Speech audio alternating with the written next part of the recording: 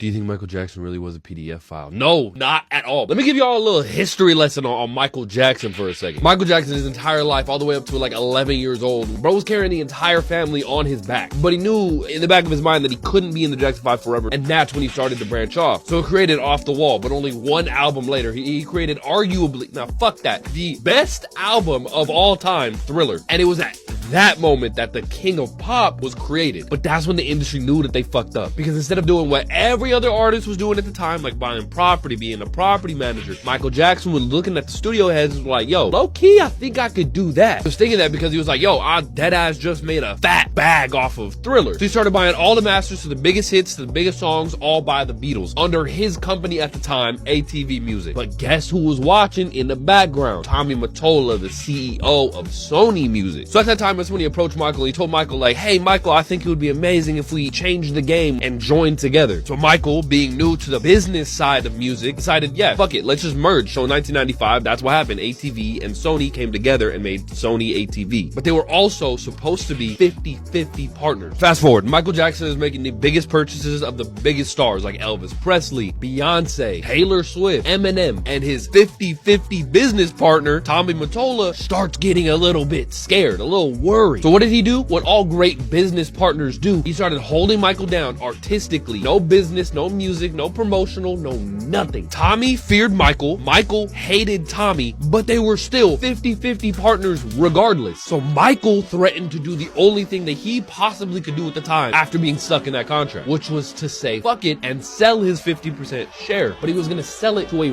rival music company. When Tommy heard that, bro was pissed. Michael started doing the only thing he knew how to do, which was to publicly start bashing Tommy in the media, at concerts, saying shit like Tommy Mottola is the devil. And suddenly, out of nowhere, Michael Jackson starts to get publicly accused of being a PDF file. And I mean, it was everywhere. CNN, Fox, newspapers, they started giving them nickname Wacko Jacko. And then in 2005, bro gets arrested for doing something with a boy named Gavin Arvizo at his Neverland ranch. And then the same exact time Michael Jackson's getting booked, arrested, and processed, Neverland Ranch is getting raided by the FBI. Every paper, every book, every closet getting absolutely rummaged through. They then opened a 10,000-page investigation on Michael Jackson, and guess what they found?